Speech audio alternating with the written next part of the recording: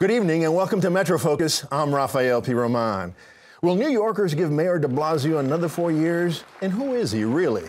Those are the questions on the minds of the voters as the Democrat heads into this year's general election, where he'll face off against Republican Assemblywoman Nicole Malliotakis and other candidates. I recently spoke with Assemblywoman Malliotakis here on Metro Focus about her candidacy, and here's some of what she had to say about Mayor de Blasio. I really think we have a great opportunity to fix this city because what we have seen is a decline in the quality of life. As you've mentioned, it's a transit nightmare that's going unaddressed. And so quite simply, we have a mayor that has an I don't care attitude about doing his job. We've invited the mayor on Metro Focus and look forward to having him join us before Election Day. In the meantime, as we approach the November vote, we're taking a closer look at de Blasio's rise to power and at his first term in office, with the help of someone who has spent years studying and writing about New York City politics and policy.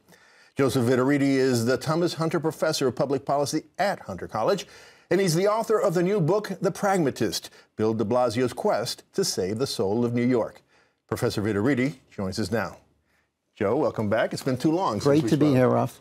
So Joe, you know, by most accounts, Mayor de Blasio is poised to win his second term. So why did you decide to write this book before his full term was up, or before you knew his full tenure was up?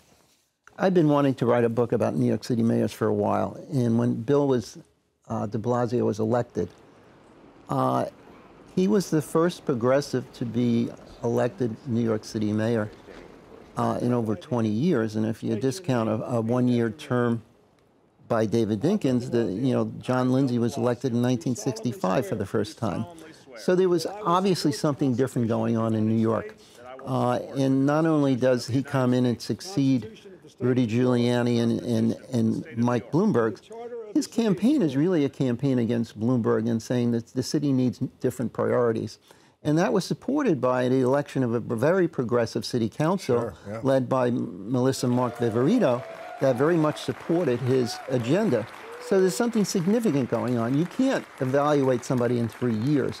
But what you can do is evaluate the change in the direction. And the change in the direction is profound. All right. Well, you know, the title of the book is The Pragmatist. Now, Joe, we were talking about this earlier. I think it's fair to say that many, if not most, New Yorkers would not consider the mayor a pragmatist. After all, doesn't he have the reputation of a leftist ideologue who honeymooned in Cuba and who recently said in an interview that he shares the socialistic instincts of many of his constituency? Make the point, make the argument that he's a pragmatist. That history, I give that history in the book. You know, he's the consummate insider-outsider. So he's the outsider in the sense that he has a very strong, progressive, left-of-center way of thinking, particularly on economic issues, which is very different from the mainstream of his party. He's the insider and pragmatic in the sense that he's one of these guys who said, well, you know, it's great to stay on the outside and shout, you know, we need change. He actually went in and ran for office and tried to make something happen. And when you do that, you have to make compromises, you have to work with other people, you have to deal with the hand you're dealt. And in that sense, I think he's very pragmatic. I think he has a very progressive housing policy. He relies on the private sector for $3 out of $4 in his housing program, unlike other progressives where you had LaGuardia and Lindsay had lots of help from Washington. Which he's getting nothing from Washington.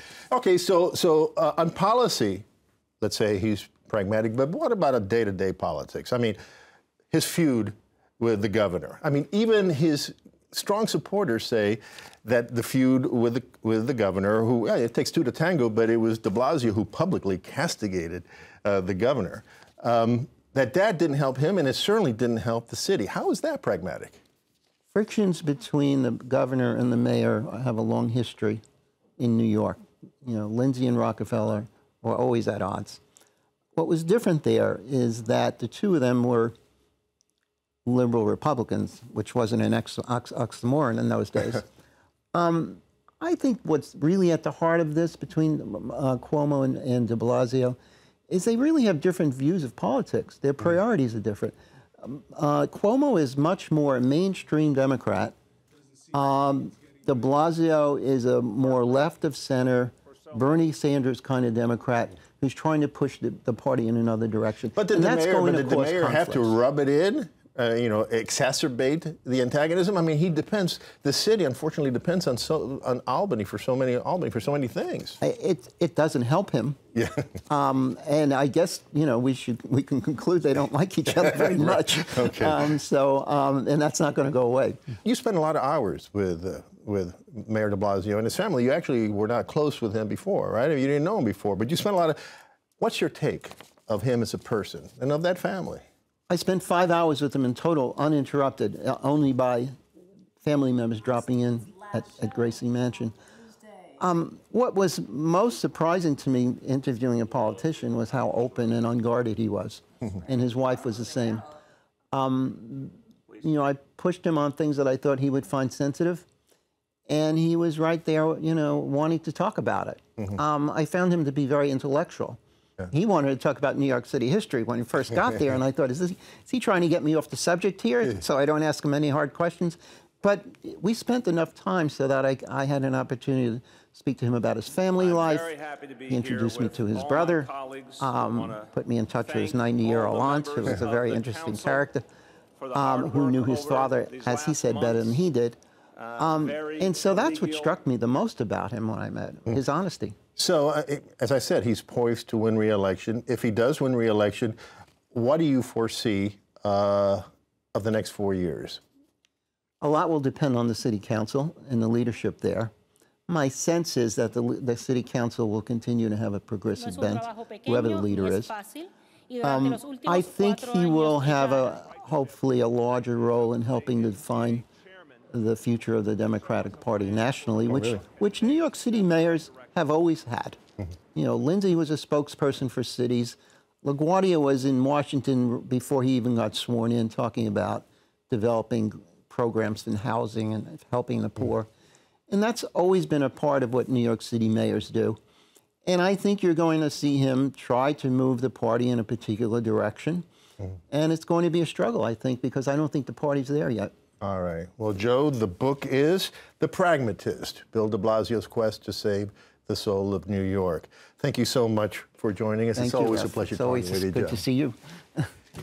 And just a note for those of you watching at home, we have invited Mayor de Blasio to come on the program, and we'll continue to follow this year's race. So be sure to stay tuned to Metro Focus or check out our Facebook page for the very latest on Decision 2017.